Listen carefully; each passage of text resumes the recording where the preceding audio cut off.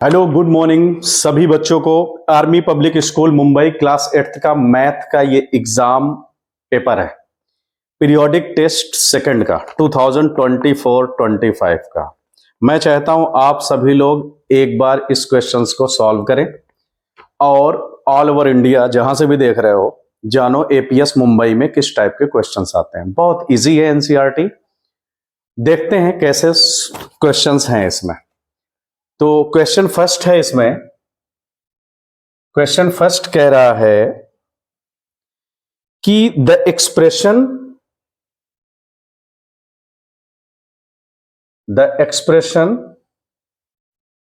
4x into 5y into 7z is monomial. Second है binomial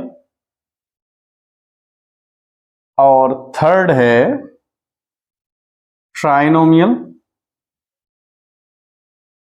fourth none of this.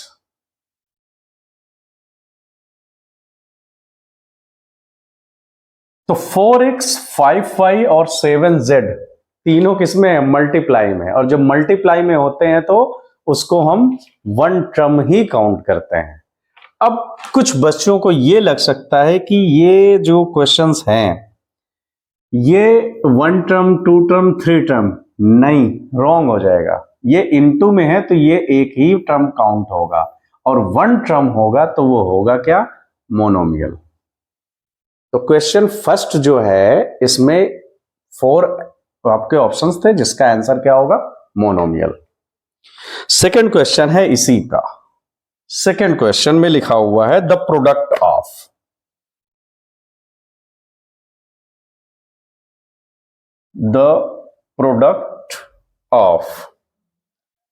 t plus s square and t2 minus s is। Options बहुत सारे हैं। जब इसको हम product का मतलब होता है मल्टीप्लाई, जब हम इसको सॉल्व करेंगे तो एक बार t के साथ मल्टीप्लाई करेंगे, एक बार s स्क्वायर के साथ करेंगे। तो नॉर्मली जब t के साथ लिखेंगे एक बार हम ऐसे लिख सकते हैं t square minus s plus s square का जब करोगे तो क्या लिखोगे? t square minus s। ठीक, ऐसे बना लोगे। जब इसको inside of the bracket multiply करोगे तो ये हो कितना जाएगा? t cube minus t into S plus इसके अंदर करो s स्क्वायर और t square minus s cube. तो ये आपका आया आंसर। अब देखते हैं ऑप्शन कौन सा सही है ना। ऑप्शन में है इसमें t cube plus T square S square minus T S minus S cube, D part.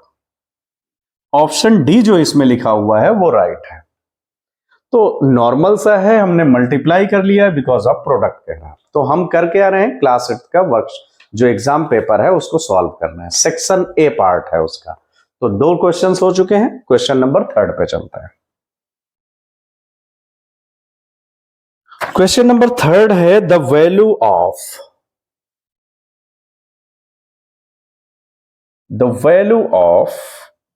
4 to the power -2 is. Option आपके पास है बच्चों 1/16, सेकंड है 1/8 और थर्ड ऑप्शन है 8 और फोर्थ लिखा हुआ है 16। चलिए सॉल्व करते हैं इसको।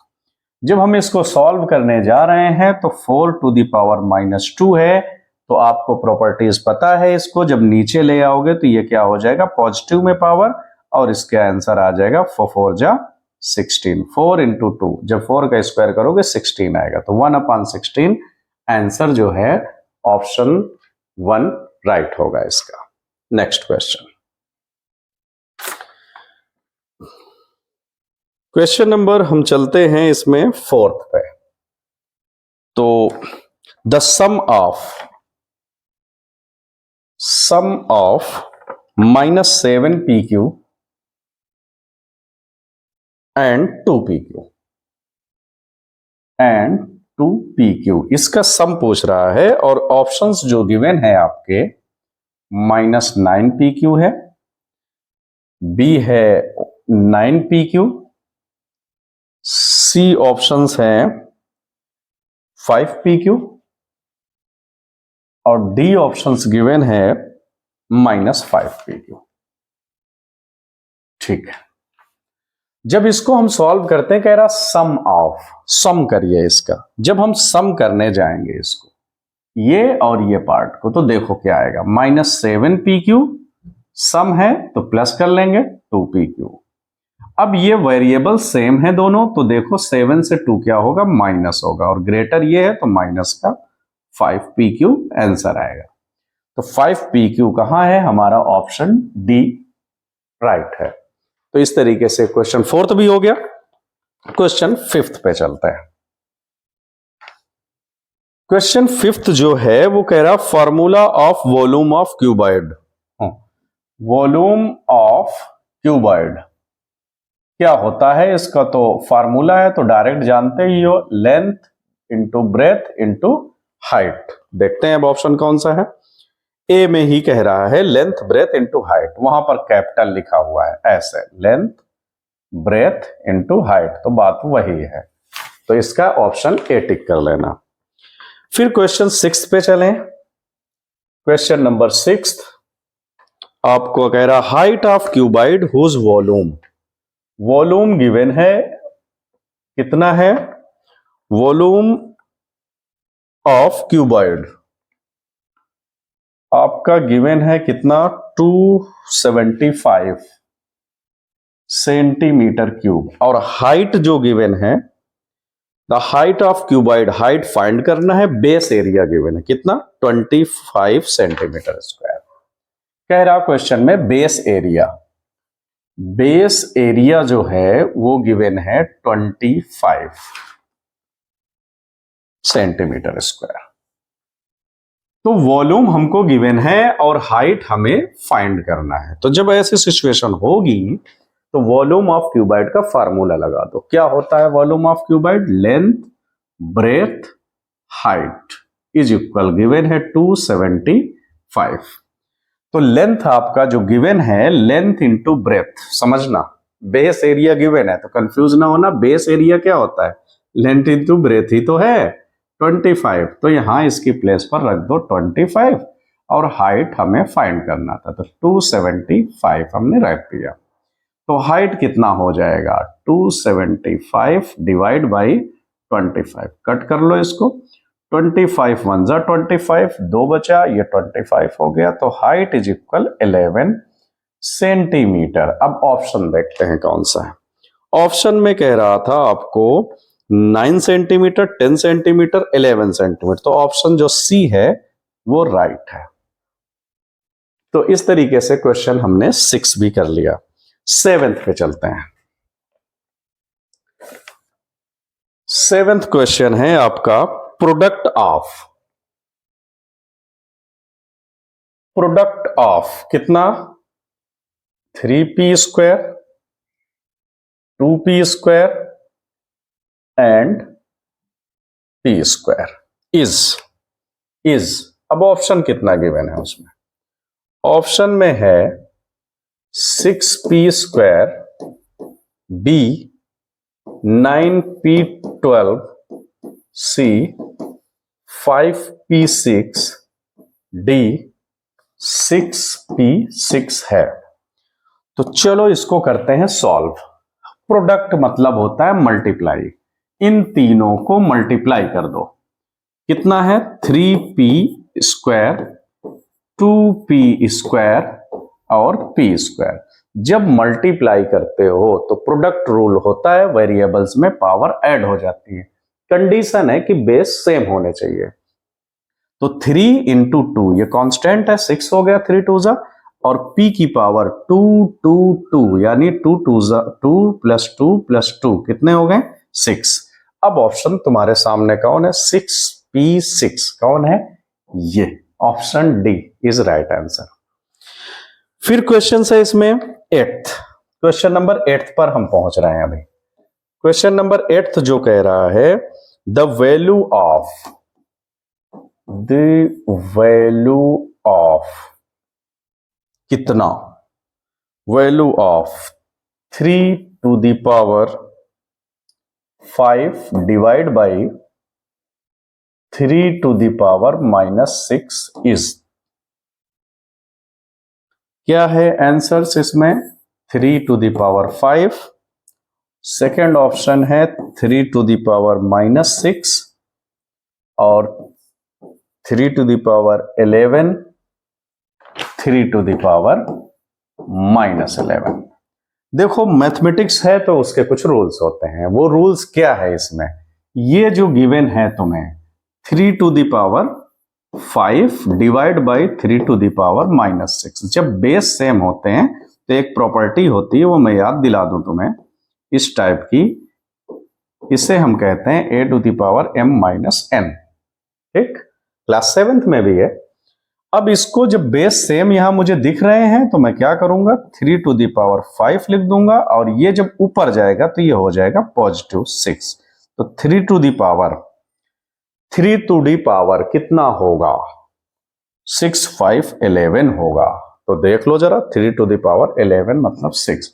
एपीएस में काफी बच्चे ये क्वेश्चन को रॉन्ग करके आए हो, क्यों? क्योंकि वो ये वाला ऑप्शन करके आए हो। भाई जब -6 ऊपर ले जाओगे तो ये माइनस और -6 क्या हो जाएगा? पॉजिटिव, तो 6, 5, 11 हो जाएगी पावर में। ठीक है, तो क्वेश्चंस 8th भी हमने कर लिया। अब टर्न करते हैं नेक्स्ट पेज की तरफ। चलो, क्वेश्चन नंबर 9 में एक डायग्राम बना हुआ है, उसको जरा ट्राई करते हैं। इस टाइप का बना हुआ है ये,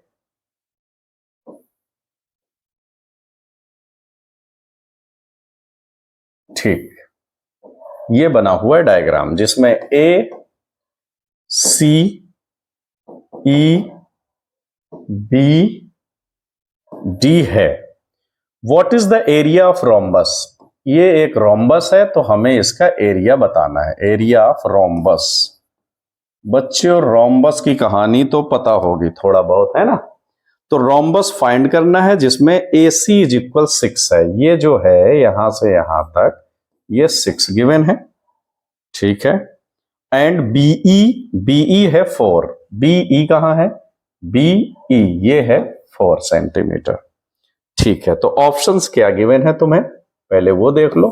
ऑप्शंस जो गिवन है वो है यहां पर 16 सेंटीमीटर स्क्वायर, और बी पार्ट है 24 सेंटीमीटर स्क्वायर, और सी है इसका 36 सेंटीमीटर स्क्वायर, और डी है 48 सेंटीमीटर स्क्वायर। वीडियो को पॉज करके तुम इसको सॉल्व भी कर सकते हो या ट्राई कर सकते हो, फिलहाल मैं तो बताने जा रहा हूं, देखिएगा। अब इसमें क्वेश्चंस में एरिया ऑफ रोम्बस चाहिए। तो रोम्बस की कहानी ये है कि साइड सभी क्या होते हैं? इक्वल होते हैं। तो हमें एक साइड पता चल जाए तो हम उससे काम थोड़ा कर सकते हैं। फार्मूला 2 होता है, एरिया ऑफ रोम्बस अगर कभी पूछेगा तो ½ into diagonal 1 into diagonal 2 mensuration में पढ़ाया जाता है आपको। एक सेकंड क्वेश्चन भी बड़े मजेदार है इसका, क्या? एरिया इज इक्वल होता है बेस इंटू हाइट इसका। तो हम क्या करें इसको, सबसे पहले हमें ये डायगोनल दिया है, कितना है? 6 है, ये है 4। अगर हम इसको साइड निकालने चलते हैं तो साइड से हमें कुछ वैसे मिलने वाला है नहीं, हम इसको और एक्सटेंड कर लें तो ये कितना हो जाएगा? 4। तो 4, 4 हो जाएगा, ये डायगोनल 1 हो जाएगा 4, 4, 8 सेंटीमीटर, और ये डायगोनल दिया ही है, डायगोनल 2 हम मान लेते हैं 6 सेंटीमीटर। तो फार्मूला जैसे कि जानते हो क्या होता है फार्मूला, ½ D1 इंटू D2। तो चलो इससे ट्राई करते हैं, 1/2 D1 कितना है? 8 इंटू D2 है 6। तो क्या इससे कुछ काम करेगा ये? 2 4 जा 8, तो एरिया इज इक्वल 6 4 जा 24 सेंटीमीटर स्क्वायर। कोई मिल रहा है क्या? मिल रहा है, बिल्कुल। तो बी आ गया हमारा 24 सेंटीमीटर स्क्वायर। तो क्वेश्चन नंबर 9 भी हमने इस तरीके से सॉल्व कर लिया, और चलते हैं क्वेश्चन नंबर 10 पर। तो 10 क्वेश्चन सेक्शन ए में है सिर्फ, चलते हैं 10th पे। तो 10th क्वेश्चन क्या लिखा है? एजर्सन और रीजन। तो चलो करते हैं। एजर्सन क्या है भाई इसका? 3 to the power 0 plus 3 to the power 0 minus 2 to the power 0 is equal to है। रीजन क्या है?